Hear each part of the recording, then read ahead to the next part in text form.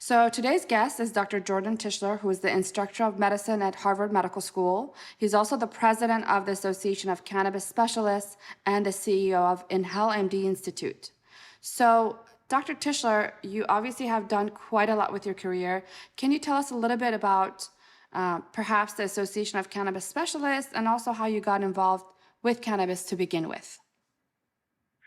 Sure. My background is actually about as sort of conventional as it comes. I went to Harvard College, I went to Harvard Medical School, and then I trained in internal medicine at one of the Harvard hospitals, the Brigham and Women's Hospital. And if you manage to go through the Harvard system 3 times, then you get nicknamed Preparation H. So that's me. I'm actually not super conventional guy. I've had another career in the music industry as well. And I was, after my residency, I went out and I practiced emergency medicine and spent the last 15 years of my career working emergency medicine for the VA. And as you can imagine, in the VA, in emergency departments, you see a lot of very sick people, almost all of whom have some connection to or difficulties related to various substances. And while we're on the subject, let's mention that, of the top 10 items, we're talking about alcohol 1 through 9. Wow. And, I basically became very expert in treating that sort of drug and substance related stuff, sort of trial by fire. And the interesting thing for me was then in around 2012, when Massachusetts, where I am, started talking about cannabis as a medicine, I thought to myself, I've seen all of these very sick veterans from all of these other substances, some of which, like alcohol, are freely available. And yet I've never seen anybody in the emergency room sick from cannabis. And to me, that said, well, look, the relative risks of these substances have to be in favor of cannabis. And that led me to the question, how much do we really know about this substance from a medical point of view? And is there some legitimacy to the ability to use this as a medicine to help people? And that led me to several years worth of doing my homework and really learning that, in fact, there is a 60-plus year history of science being done on cannabis despite the federal prohibition, and that a lot of that data look good. Not all of it, and certainly there are many questions that remain to be answered, and that those questions certainly would be easier to answer if the federal government would get out of the way. But the point was that after I had educated myself, I came to the conclusion that yes, cannabis can be a very effective medication for the right person with the right set of problems, and if it's done in a thoughtful and careful manner. And so that led me to found Inhale MD, which you mentioned, which is my practice where I see patients.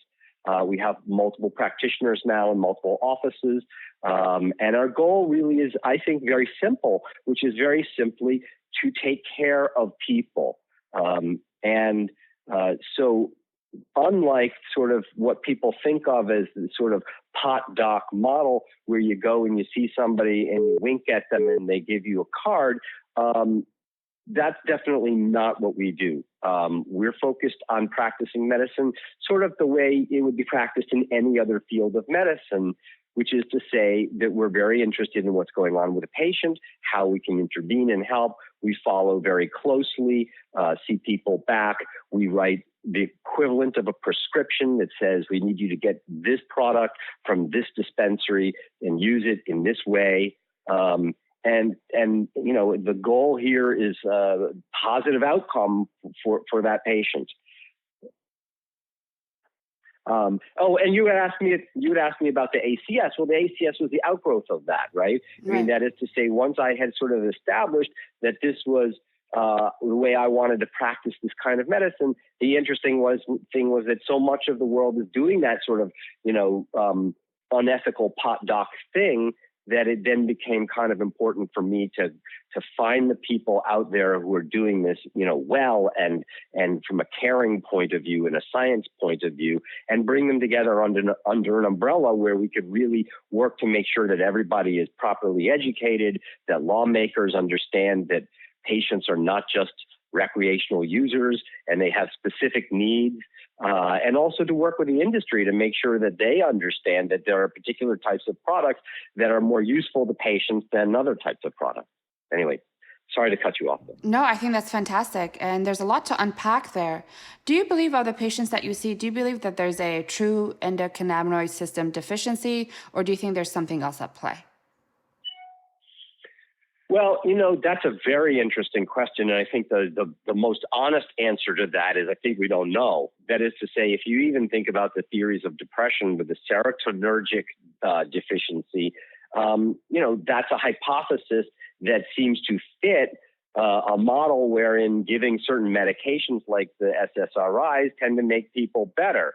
But we can't actually measure the deficiency particularly. And similarly with the endocannabinoid deficiency, we are not in a position where we can really measure and show that deficiency, but it seems that in certain circumstances, for example, fibromyalgia or other illnesses like that, when we supply outside cannabinoids, people seem to get better. So that kind of points in the direction of a deficiency.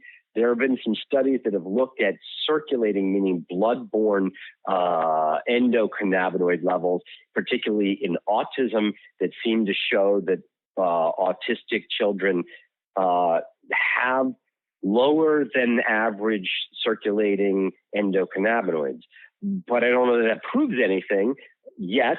It's an area for further exploration. Now, you obviously mentioned that it seems to work very well for specific conditions and specific people. But there's this pervasive, idea of the pothead, the stoner that's lethargic and unmotivated and is forgetful. How much truth is there to that stereotype? I don't think there's a lot of truth to that at all, which is to say that, there are certainly plenty of potheads out there who fit that bill, but is it because they're a pothead, or is it because they were like that and they also like to smoke cannabis or use cannabis? The implication of that stereotype is that somehow the weed turned them into these useless people, right? Correct. And first of all, who's to say that they're useless people? That's kind of ridiculous. But the idea that the weed is causative, it just makes no sense at all. There are some studies that look in teenagers about whether cannabis can lead to a motivational state. And there have been some studies that suggest that it might, but they don't really do a particularly good job of saying, well, what was this person like before? Are they depressed? What other illnesses like depression might be going on here? And even as simple as just how much cannabis are they using? So that I think that it's fairly reasonable or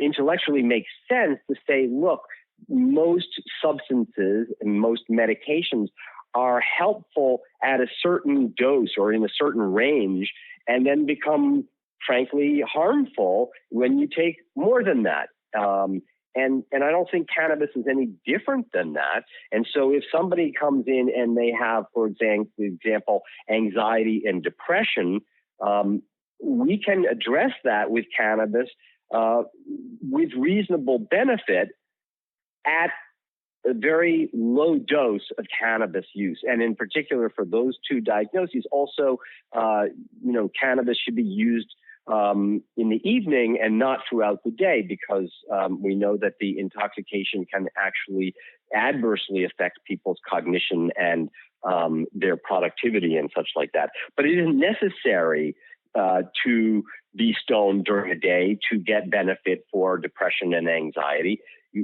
once a day, evening time dosing is very effective. But it's also important to remember that we're using a very small amount. So you can imagine that using much larger amounts, or particularly using them sort of on a constant basis, could have a very different effect on people's mental health than using it in this more controlled and periodic method that I had mentioned. Absolutely. The dose makes the poison.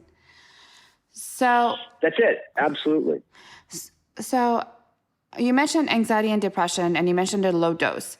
What is considered to be a low dose, and what's your preferred method of ingestion? Great questions. It's interesting because in my conversations with people who are sort of more dyed-in-the-wool users, and even some of the scientists who have been informed from talking to similar groups of folks,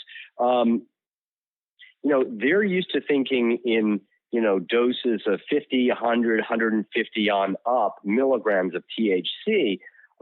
My patients get their best benefit somewhere between 5 and 15 milligrams, with 10 being the average.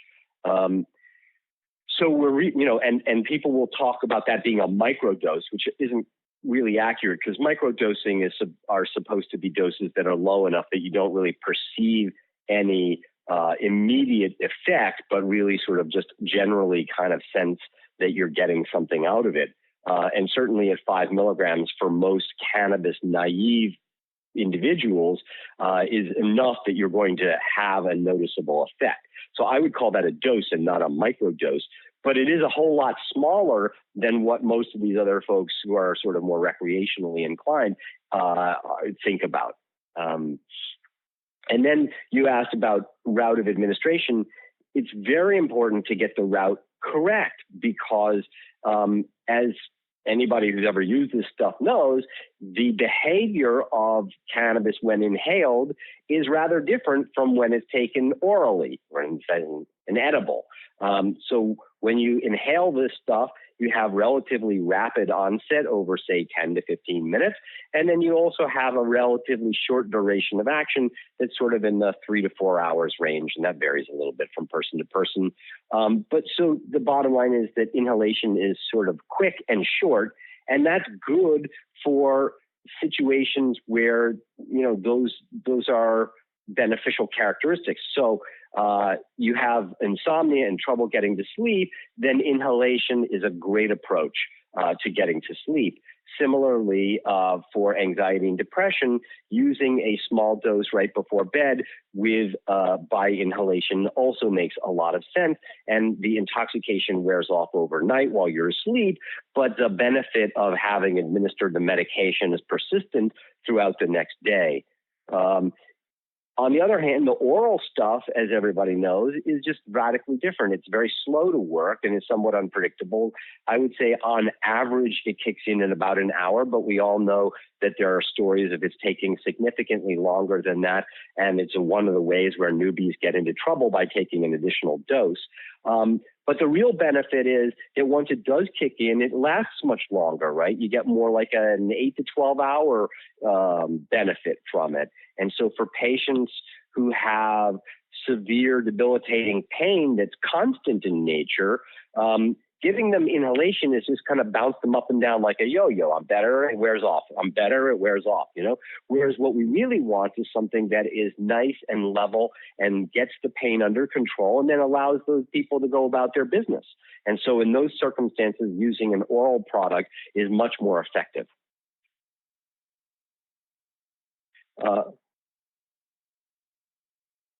Well, I was just going to go back to the inhalation for just a moment to clarify.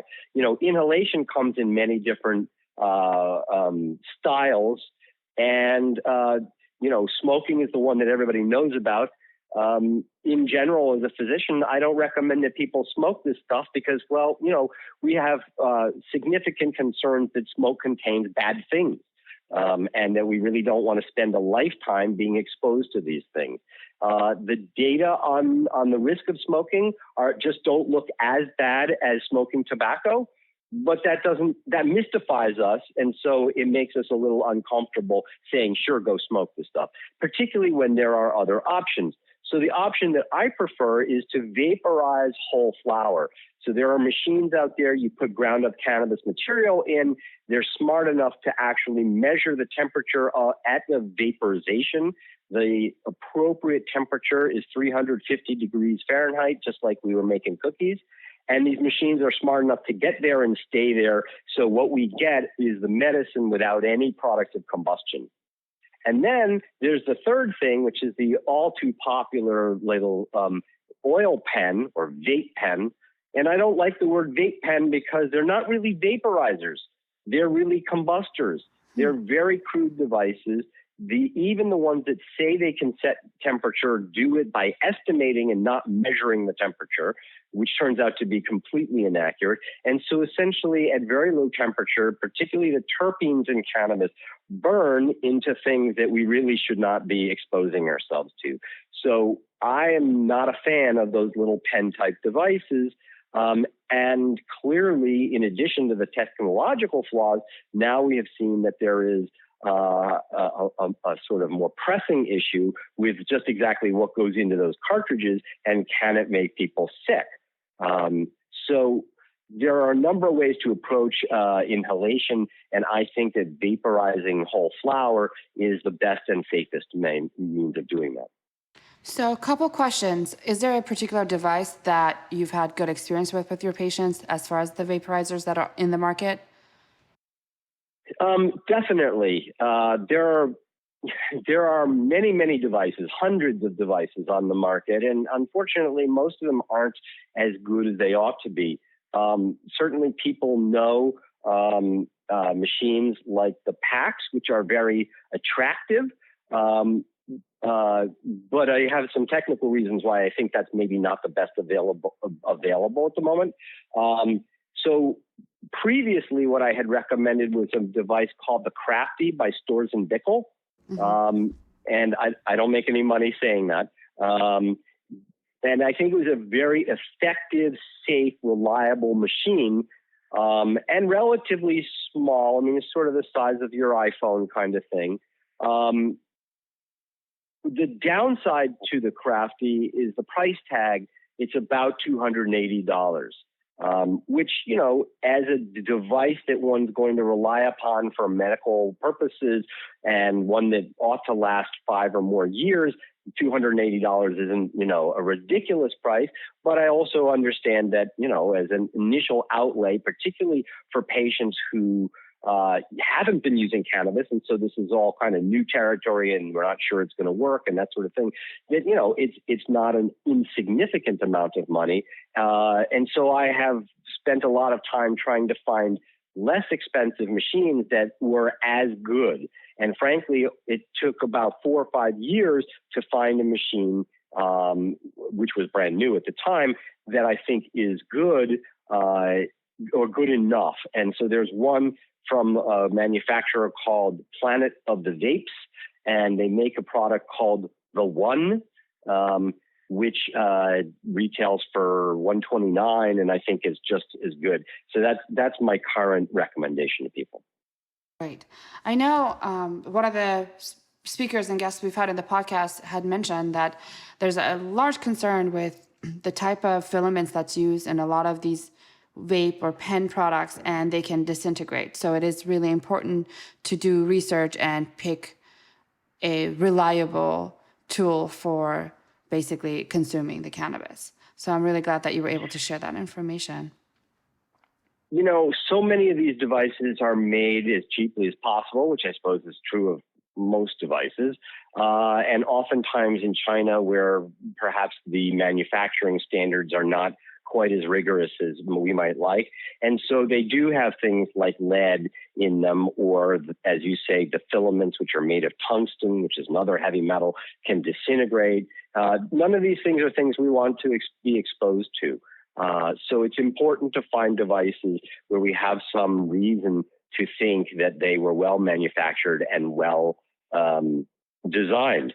I'd like to see in a sort of hypothetical perfect world, over the next sort of 3 to 5 years, as the federal government gets off its tush and starts to actively participate in a positive manner in the regulation of this industry, I'd like to see some actual regulations about manufacturing best manufacturing practices and some testing so that we can say, look, this device has passed its, certificate of whateverness, which means not only does it work, but we know that it's not spewing out toxins in the process. Thank you. Let's talk a little bit about the vape crisis. Is the crisis over, and do we know exactly what caused it? I think it's far from over, and we have basically no idea at this point what's going on. And that's very unfortunate. I mean, in some ways, we've been at this for about 2 months. The scientists at the CDC, as well as all of the affected states, are working very hard and very diligently, but it's turning out that, each lead only goes so far. And I think the current consensus is that we have sort of a multifactorial problem, meaning it's not simply saying, oh, these cartridges contained X. If we take X out of them, everything will be fine. It's going to turn out that there's a range of chemicals that have been put in there, any or all of which may be culprits. And so narrowing that down and being sure about what we're talking about is just going to take some time. I think there's a lot of blowback about some of the efforts to try and keep people safe. Right now, my LinkedIn feed is just filled with all sorts of people complaining about the governor of Massachusetts, Mr. Charlie Baker, who tried to institute a ban on vaporizing devices temporarily, meaning for 4 months, while, to allow the scientists to figure out what's going on so that these devices can be regulated and made safely. And everyone is pissed off at him, and yet nobody is addressing the question of what does it take scientifically to figure out what the problem is, and how do you keep people safe from these substances until you know what they are. And so my take on this, and perhaps my perspective is different because I don't sell any of these products, and I essentially have no interest in this discussion other than people's well-being, is that I think it's not unreasonable for us to take out of circulation devices that are implicated in more than 1,600 people's acute life-threatening illness for a period of time that it takes to figure out what's going on. And we have to acknowledge the fact that figuring out what's going on is a complex investigation that's simply not going to happen overnight. One of the things about the ban here in Massachusetts that I think was a mistake is that essentially all devices were banned. And so that didn't acknowledge the fact, as we had just talked about, that the flower vaporizers are different technology and a different proposition. And so I think that we need to bring those back, because those have never been implicated in any of the illnesses that people are having. And in fact, that is the solution to the question of, well, if you take away the vape pens, what are people or patients supposed to do then? Well, the answer is, if they had come to me in the first place, I would have said vaporize flower and don't touch those pens. But now, if we have people who were using those pens, they can switch over to vaporizing flower and still get their medicine and get what they need, but get it in a safer way. Great. You mentioned something about dosing anywhere between 5 to 15 milligrams. How can a person measure that if they're using one of those flower vaporizers? Boy, you ask really good questions. So the answer to that is, first of all, let me say that I think one of the things that has turned off many of my colleagues about cannabis as medicine is, aside from the idea of not wanting to recommend that anybody smoke it, literally, the question of how do I instruct somebody to get a dose that is reproducible enough that we can have some confidence that it's going to work and not create problems from being too much. But it turns out that it's not undoable. It just requires understanding how the machines work and how the physiology works, and then kind of adding that together. So what I do, when you have a patient who is asthmatic, for example, and you give them one of those inhalers, we know from studies as well as experience that if you just prescribe them the inhaler and say, go use this, it doesn't work, because the process of using that inhaler has a learning curve that, frankly, you're not going to figure out on your own. You need a YouTube video, or you need somebody to sit down and show you how to do it, and you have to coordinate, exhaling and then inhaling and pushing the little canister down all at the same time, so that in fact, the medicine goes not into your mouth, but actually down into your lungs where you need it. And so there is a learning curve there that in a clinical setting, you have to be prepared to teach. And that's very applicable in the vaporizing cannabis setting. So what we do is we sit down and we teach. This is what we mean by a puff. And really what it comes down to is that if you put into your flower vaporizer cannabis with a known moderate percentage of THC, and what we tend to advise is a THC level between 15 and 20%. We don't get particularly wound up about that, but that's kind of the goal, somewhere between 15 and 20%.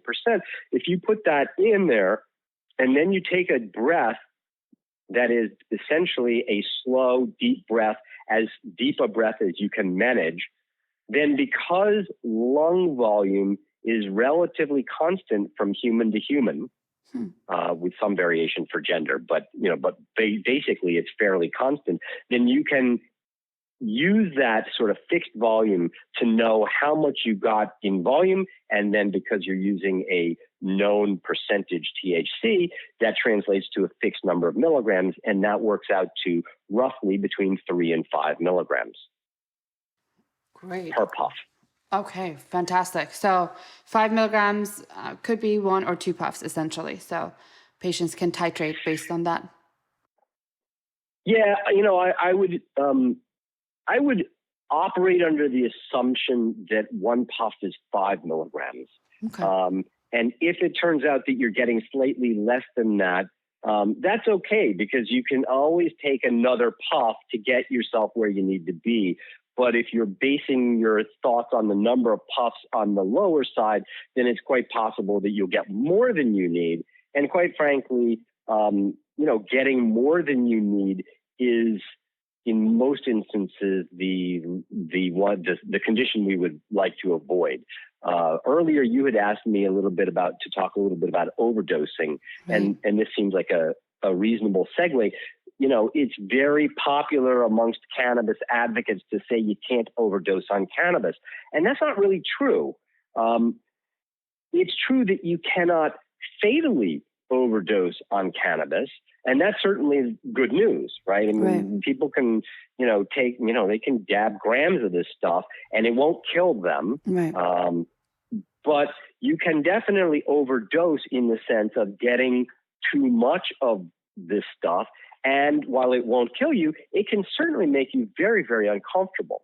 And so if we're thinking about, our sort of prototypical 25-year-old stoner, getting a little bit too much can be unpleasant, but they've been there before and they can ride it out and they know it's not the end of the world.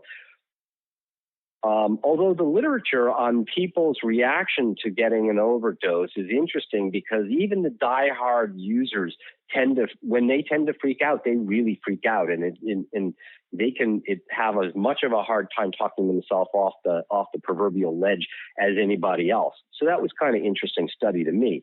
But the real issue in my mind is when we're again talking about somebody who's sick, elderly, and not a cannabis user. And if you think about your typical grandma, she may very well have great need for the benefits of cannabis, but she's not familiar with this, and she has grown up with the Nancy Reagan stigma. And so, if she's managed to make it into my office, which is a major accomplishment in and of itself, just in terms of her thinking and being willing to try this stuff, you figure you kind of get one shot, right? At making her feel better without making her feel worse. And so I'm always going to err on the side of a lower dose, because you can always add more, but you can't take it away. And if you get her uncomfortably intoxicated out of the gate, then you've lost her. And more importantly, she has lost whatever benefit you could have helped her gain from cannabis over a longer period of time with sort of more care and attention. So, it's crucial that we not just blow it on the first outing. Right. Makes sense. And of course, something that people don't talk about is that cannabis can act as a psychedelic in high doses. So the experience can be quite unpleasant if a person consumes way more than they're supposed to. I'd like to think that my older patients are naturally cautious enough that between their being cautious and my being cautious, they're less likely to have a truly psychedelic, egolytic experience. Right. And the experience of being that out of control, and the sense of your sort of self or your ego sort of disappearing into the cosmic whatever, can be truly terrifying if it's not what you're going after. Right. And even if you are going after it, it can be very, very challenging. And a lot of that really depends on how you've set yourself up for it, and your intention in using the substance. It seems to be a common theme for people that have overdosed on edibles. So the newbies that you mentioned earlier invariably do report this psychedelic experience after consuming edibles, it seems like. Yeah, well, there are kind of a few things at play there. One is that that most of the edibles that are manufactured by people who use cannabis and use fairly a lot of cannabis. And so their conception of what the appropriate dose for a medical patient is often rather skewed. And so, for example, in my neck of the woods, we have a dispensary, and their lowest dose edible is 40 milligrams. Wow. Yeah, and the point, and it's a cookie that's the size of an Oreo. So, how would you reasonably divide that into some more manageable dose? And I think the answer is you really can't, because at some point what you end up with is, cannabis cookie dust, and you don't have any idea of what the actual dose is. You have to take it with a rolled up dollar bill. I mean, it's just a mess. So, there's that. So, the unwitting person goes and buys this Oreo and pops that into his or her mouth. And, that's a huge dose for somebody who doesn't use cannabis on a regular basis. But then there's also the phenomenon, what I should call the Maureen Dowd phenomenon, right? And she's a reporter from the New York Times, went out to Colorado some years ago, bought herself a cannabis chocolate bar, and thinking that it was a Hershey bar, she ate the darn thing, which on some level isn't necessarily unreasonable, right? If you buy a Hershey bar, you tend to eat the whole thing. They're tasty. So if you buy a cannabis bar, you eat the whole thing. But on the other hand, she's a writer for the New York Times. You think she'd read the label where it says, one dose is one square, not the bar. Anyway, she ate the whole thing. She spent a very miserable night in her hotel room and then wrote a scathing article about how stupid the cannabis industry is when, in fact, she could have read the label. Right. What we really don't want is people who have this very common experience, which is you take a reasonable dose of an edible and you sit around and twiddle your thumbs waiting for something to happen, and it doesn't happen, and it doesn't happen. And you start to think, well, maybe I just am resistant to it. And then you pop another piece, and then you sit around waiting, and then, shortly thereafter, the first piece hits you, and suddenly you're really intoxicated. And the problem is that second piece is coming along pretty soon. And when that hits, now you're really intoxicated and really uncomfortable. And that's a very common phenomenon. And the only thing we can do about that is really just warn people, educate people. And, so when I start my patients on an edible, I say, look, the rule of thumb is you never take a second dose, in the same day or the same evening while we're starting out. So if I start them on 5 milligrams, and this is another point, is that we always work out the dosing in the evening. And the reason for that is if they go too far, then they can go and crawl into bed and sleep it off. Whereas if we do this in the morning, then they've ruined the whole day. Right. I start at 5 milligrams and we do this for a week, and it may be that 5 milligrams isn't enough, but not only are they psychologically adjusting to it, but we also know that physiologically they're adjusting to it as well. And so there's value in doing this for a period of time, even if we can kind of predict ahead of time that it's not the right final dose. Put another way, if I started someone at 10 milligrams, which I think might be the average likely final dose for them, it's still going to be a very brisk intoxication compared to somebody who I start off at the 5 milligrams and let them adjust for a week before bumping them up. So we definitely take this very slow and methodical approach so that we end up at the sweet spot of the dose, which is just enough to do what we need it to do, medically speaking, without going over, because going over simply brings in more side effects and particularly more intoxication. Interesting. Now, there's some conversation about using raw plant material for a variety of different benefits. What are your thoughts on using raw plant versus something that's been already processed and decarboxylated?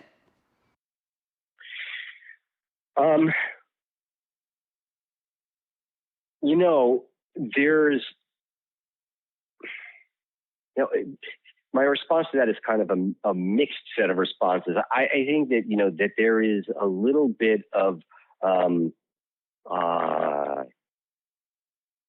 plant worship, for lack of a better word, that I find somewhat hard to address. So I don't know that I think that, just because we're sort of juicing, live cannabis plant, that's necessarily a good thing or better than some of the alternatives. The one thing the thing I do think is most important is that when we use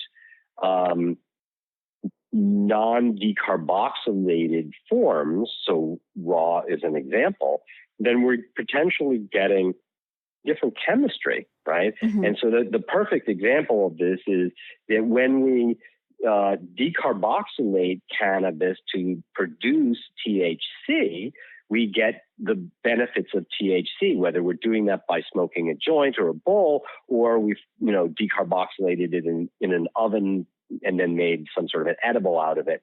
But if we extract the cannabinoids from cannabis in a cold environment so that we don't cause the decarboxylation, instead of getting THC, we get THCA, which is the precursor of THC.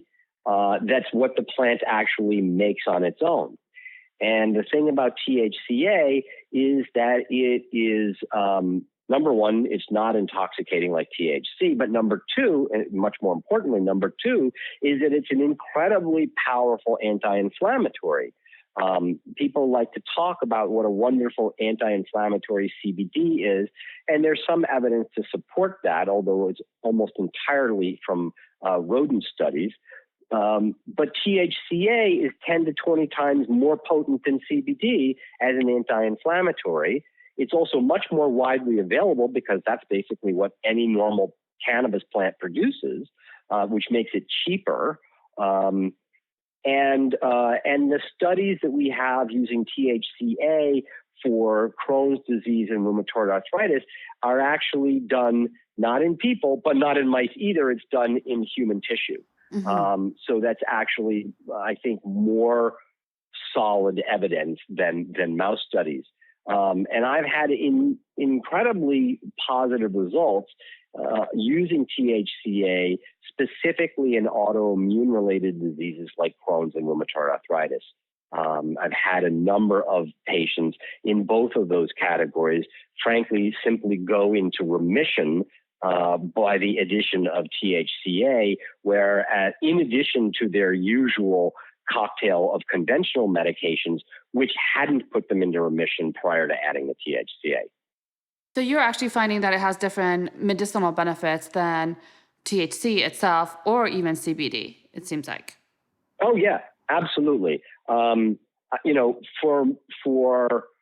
most of the things that people are interested in CBD for, I think THCA is a better choice because it's cheaper, more readily available, and more effective. The other thing about CBD that people haven't really quite gotten to is that CBD is, now sort of available on every street corner, but leaving aside the fact that it's unregulated and therefore potentially dangerous in terms of the way it's manufactured, the big problem is that at tiny, tiny doses, the kind of thing that you can get on these street corners, CBD doesn't actually do anything. It's all of the studies show that in order for CBD to do all the things we'd like it to do, you need to take these enormous doses, like 700 milligrams, something like that. Nobody's getting them because, you go to the Whole Foods, you buy a bottle of CBD, and for $100, $150, you're getting 700 milligrams. And what I'm saying is the literature says that entire bottle is 1 day's worth of CBD. Nobody can do that, right? But, the real issue that people haven't kind of started to talk about is that if you take the 700 milligrams of CBD, now you have to worry about drug interactions, mm-hmm. right? So again, if we're talking about the 25-year-old who's basically healthy, it's not such a big deal if they're, taking either placebo or real doses of CBD. But when you start to talk about grandma again, who is in your office because she's sick and she has not just one problem, likely she's on a whole bunch of medications for a whole bunch of problems, you really start to have to think about how these medications may interact with each other. While the CBD in and of itself isn't harmful particularly, there may be other medicines that she's taking, which if the CBD changes the blood level of those medicines, then all hell can break loose. And those kinds of medicines are very common. Things from blood thinners and heart medications and anti-cholesterol medications and anti-epileptic medications, and the list goes on. And almost all of these medications are wonderful if they're in the proper dose. But if we mess with that dose by adding CBD, then, dangerous things can happen. So the THCA is sort of the winner in my mind because it's doing a better job, a cheaper job than CBD, and it doesn't have these interactions. So I think, in some ways, the national conversation needs to change a little bit to focus, again, on what's more effective. But the issue is what can you sell at the moment? And that's, I think, the thing that's primarily in favor of CBD. Now, it looks like with THCA, you can use a much smaller dose for getting that effectiveness. Is that correct? Yes, absolutely. THCA dosing, I tend to start people at 10 milligrams twice a day and then escalate very slowly because the effects are fairly slow in onset. but up to something like 80 twice a day. Beyond 80, I think you're at the point of diminishing returns. Good to know. Good to know. Now, what's the preferred method of delivery with THCA? Well, yeah, that's an interesting question. The simplest form to manufacture is a tincture. And there's nothing wrong with a tincture per se. There is this idea, and this is true of all cannabis tinctures, not the THCA specifically, that you put the tincture under your tongue and you hold it there, and that, the cannabinoids kind of enter your bloodstream through your mouth. And we know that that's actually not true. There are oral mucosal preparations like Epidiolex and Sativex, which are pharmaceuticals from GW Pharma. And those do work that way, but the only reason they work that way is that there's other stuff in there that are sort of pharmaceutical tricks and preparations that make it work. And your average garden variety, dispensary product does not have that. And the other thing to know is that GW Pharma reported that the number one reason that people dropped out of their study was because they developed oral sores, which is a result of making the lining of your mouth porous for those medicines to go through. Wow. So, there's the question of how well that's tolerated. So back to tinctures, if you're using sort of a garden variety THCA or any other kind of dispensary tincture, I say, don't hold it in your mouth. Just swallow it. And in fact, what I usually tell my patients is, don't put the drops directly in your mouth because it's very hard to count the dose that way. Drop them onto a spoon and then take it like it was cough syrup. Okay. So we talked about THCA. What are your thoughts on broad spectrum whole plant tinctures, or do you favor single preparation formulations?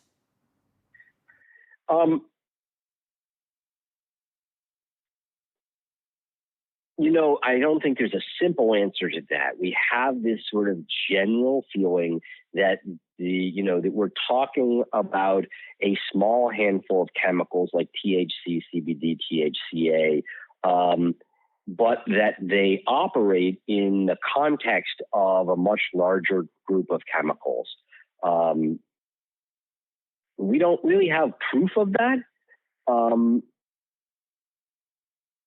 But that's sort of the theory that lends itself to this idea that you want a broad spectrum or full spectrum extract. And I think that there's some rationale to suggest that that's probably correct, at least partially, insofar as if you look at product like Sativex, which again is a pharmaceutical, where what you have is pure THC and pure CBD in a 1-to-1 ratio, and you compare that effectiveness, at least informally, with plain old cannabis extract, you find that the extract is more effective for pain control, for example, than the purer form. So something gets lost in that purification. What that is, I don't think we know yet. I mean, I have my pet theories, but I think the thing that makes cannabis interesting and challenging is that, to the extent that some or all, but probably some of these chemicals work because of the context, meaning you need all of them or this group of them together, and any one of them won't work by itself. That makes it a bit of a challenge to figure out which ones are actually doing anything and are necessary versus the ones that are just kind of along for the ride.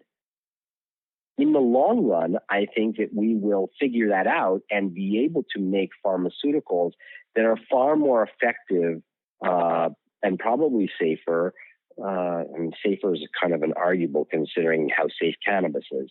But I think, it's very possible that once we understand better which are the most valuable constituent chemicals and how they interact with each other, then it may turn out that certain combinations are more effective than cannabis itself.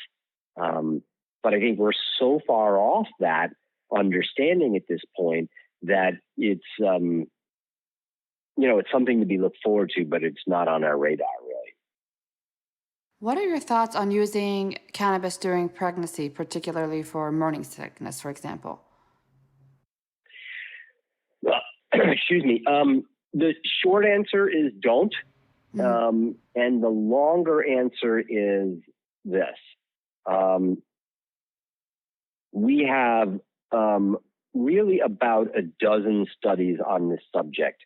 And if it's hard to do research on human adults, you can imagine that it's infinitely harder to do them when there is an unborn potential person involved. And so having a dozen studies on this is actually much better than it could be. But the problem is that those dozen or so studies are very polarized, meaning about half of them say, oh my God, this is going to destroy your fetus and the sky is going to fall. And the other half of the studies sort of say, doesn't look so bad. And it's really depends upon the methodology that was employed in those studies and to a certain extent the researchers' inherent biases as to how they came to those conclusions. But the bottom line is we really don't have sort of a definitive tiebreaker. Well, how would... Excuse me, sorry. Sorry, go ahead. I was just curious, how would it compare to like Sofran, that would be like a standard treatment in a similar situation? Well, the answer to that is that the effects of Zofran are well understood. And so, Zofran doesn't work for everybody, but it works pretty well for most people. And we have a pretty good handle on how it works. And, decades now, almost 3 decades of surveillance wherein, if sort of aftermarket problems were to come up, we would be actively looking for that. And so not only do we have all of the sort of pre-market studies that were done, but we have this 30 years worth of careful scrutiny. So I think that it's much more reasonable to conclude that if you need it, Zofran is the drug of choice. We simply don't have that level of understanding with cannabis.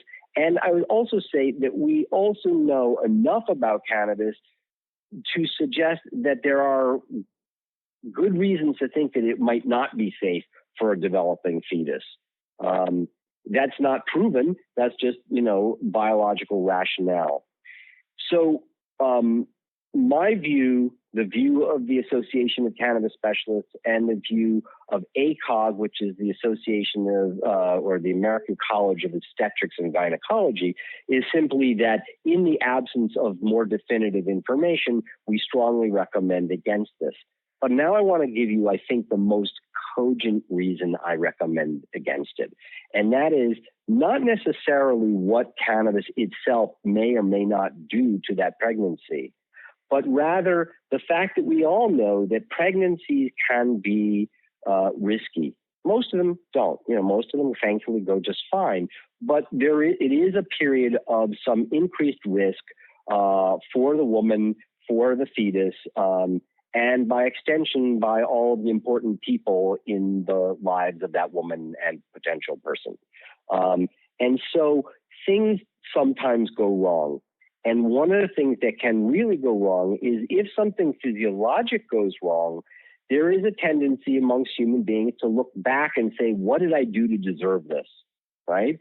And so if something goes wrong, it may have absolutely nothing to do with the cannabis, but it can have a devastating psychological effect on all of the people involved, and it can be very destructive to the relationships that are important and that will be crucially important in the response to a pregnancy gone wrong, which may in fact even lead to, a full lifespan of this young person. So they need those relationships, and we need to preserve those relationships without introducing unnecessary risk factors that can lead to the kind of acrimony that undoes that kind of support network. Hope that makes sense. It definitely does. You mentioned something about the effects of cannabis on a developing brain. Obviously, many teenagers use cannabis. What is the research saying about that, and how can parents educate their children more about the topic? That's a great question too, without a very simple answer. One of the things that we know is that the endocannabinoid system is intimately involved in the process of putting the brain together. And so that's true on the fetal level, and brain maturation, continues into people's early 20s. I mean, people are very fond of saying till 25, and I don't know where that number comes from, but it's somewhere in that range. And I'm sure varies from person to person to some degree. But the bottom line is that we are all still evolving our brain capacity and connections and function into our young adulthood. And so because of that, it's not unreasonable to ask the question, well, is cannabis playing some sort of a role here? And if so, is it a positive or a negative or a neutral? And so there have been a lot of studies that have tried to look at this.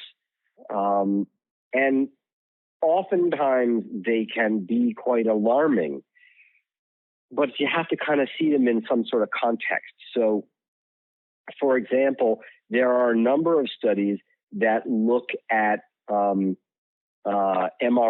scans of young, teenager brains sort of before they start using cannabis, or early when they start using cannabis, and a few years later.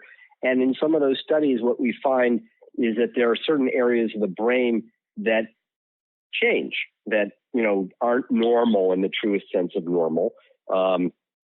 They tend to be actually larger than normal, these areas.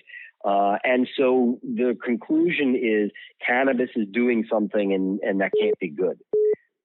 My response to that is, well, clearly cannabis is doing something, but the value of that is unclear. Simply because it's changed doesn't necessarily mean that it's better or worse. Maybe it's just different. I jokingly like to say, perhaps we're making people into X-Men. I'm not really using that as an argument for using cannabis. Really, my point is simply that the fact that it changes on the picture doesn't necessarily tell us whether it's a good thing or a bad thing.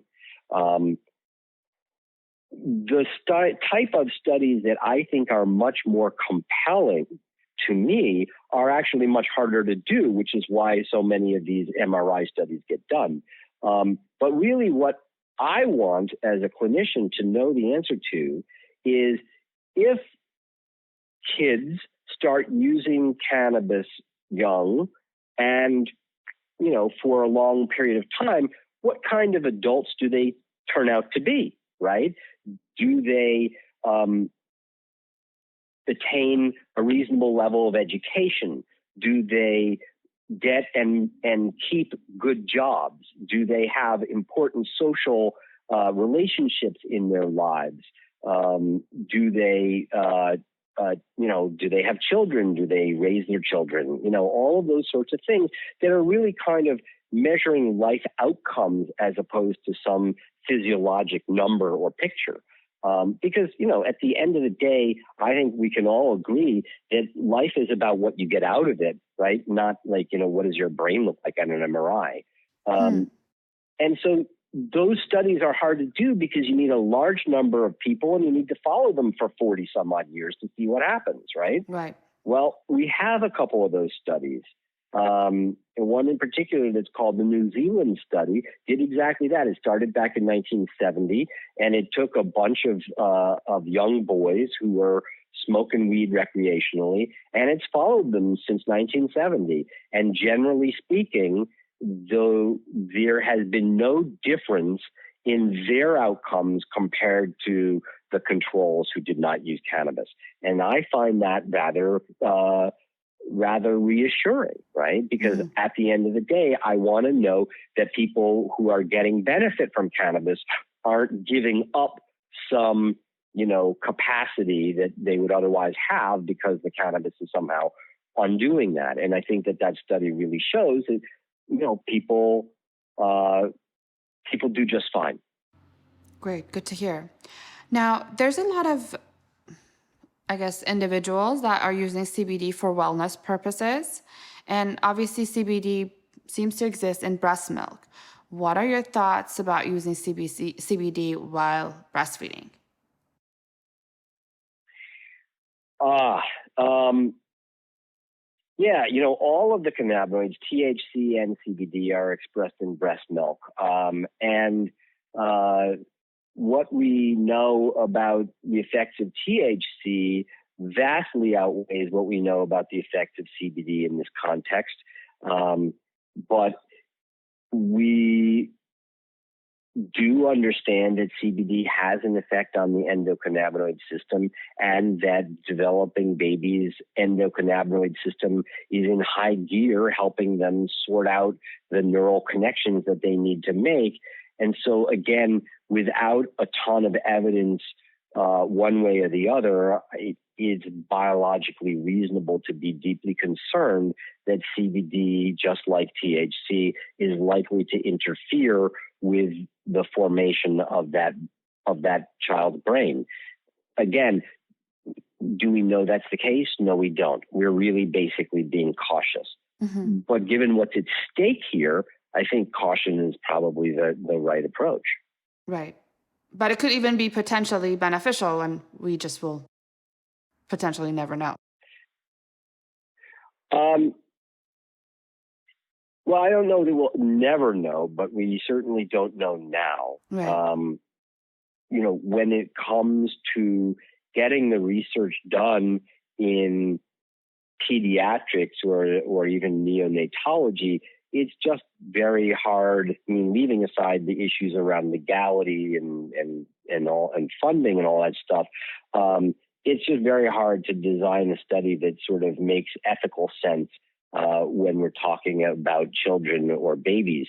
So I don't doubt that it will get done, but it's going to get done somewhere close to last after we really feel like we have a handle on what these things are doing for fully formed adults.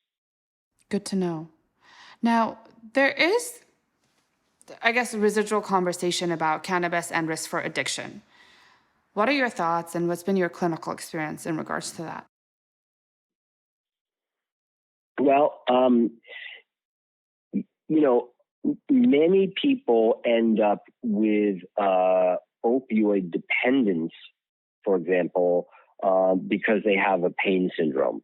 Mm-hmm. And what we know about cannabis is that not only is cannabis effective for pain control in many instances, but that by combining cannabis with the opioids, or for people who are already on opioids, introducing cannabis, we can see a relatively dramatic reduction in the amount of opioid that they need, in some series ranging from 40 to even 80% reduction in opioid use. This is significant because not only do opioids cause a whole raft of very unpleasant side effects, but the risk of death from opioids, even prescription opioids, is directly tied to the dose. So meaning the higher the dose, the more the risk. So therefore, the more we can lower the dose, the more we decrease the risk. It isn't necessary for us to get everybody off their opioids.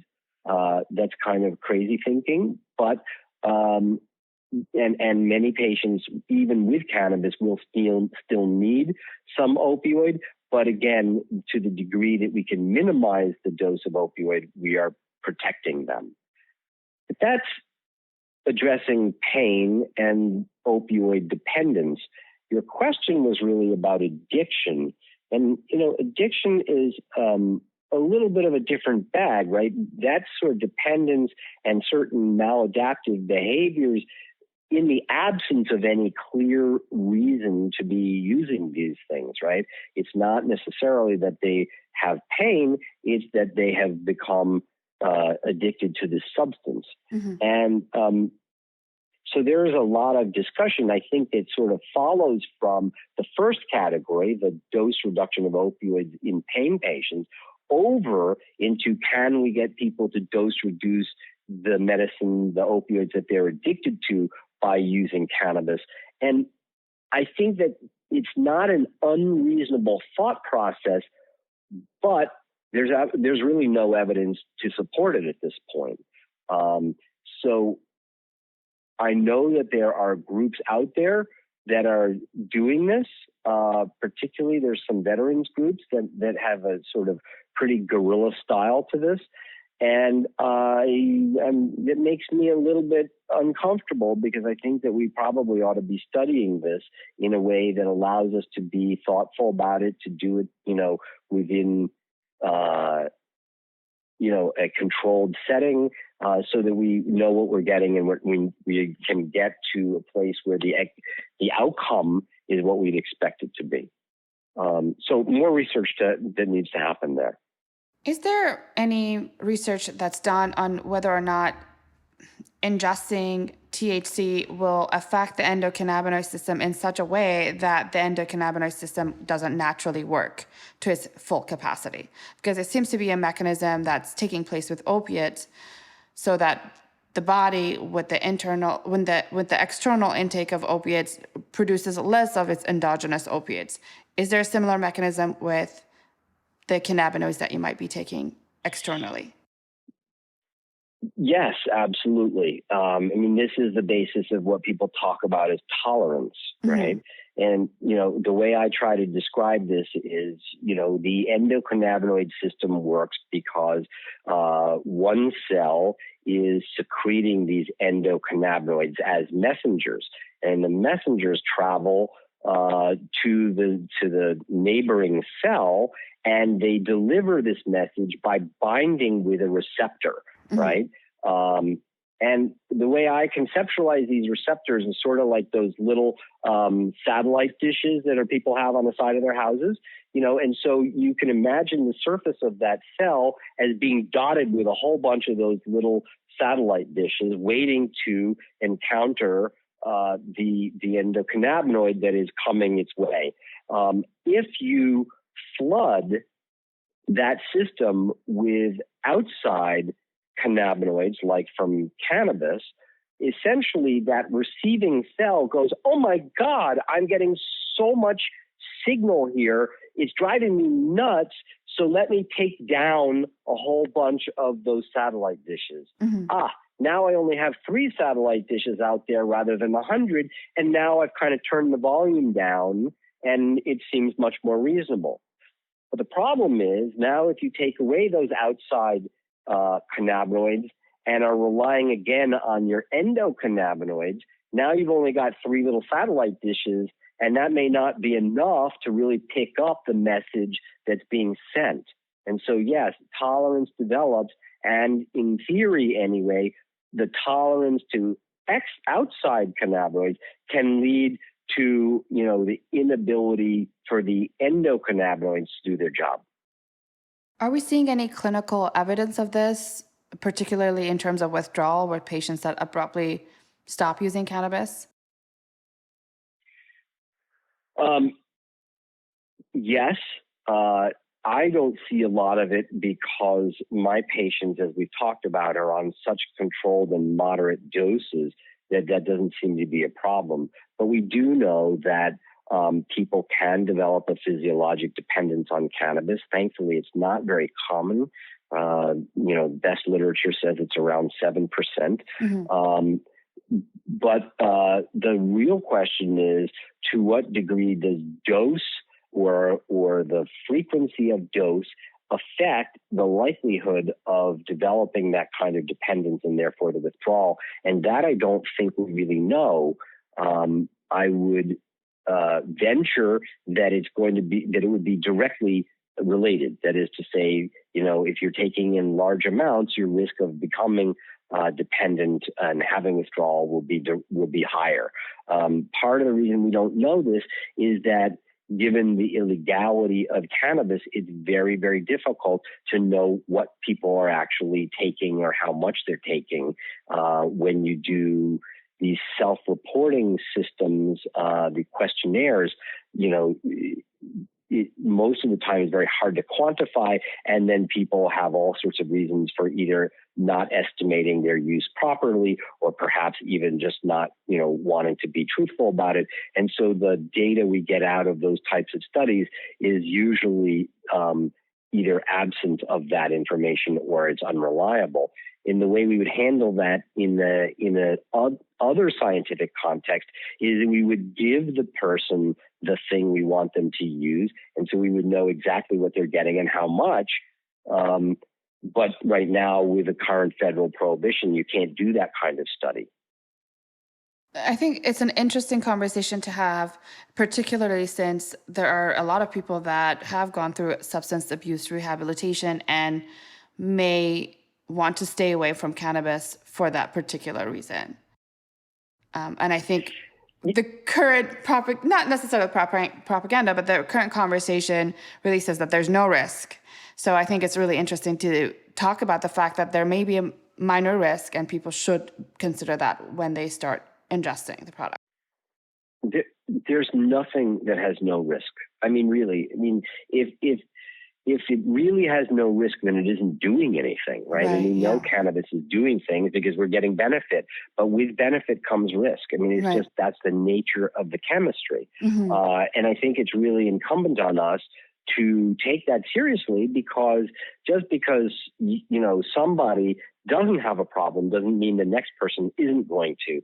And our job as clinicians and as a society is to make best practices and rules and support systems that allow everyone to get what they need from this stuff.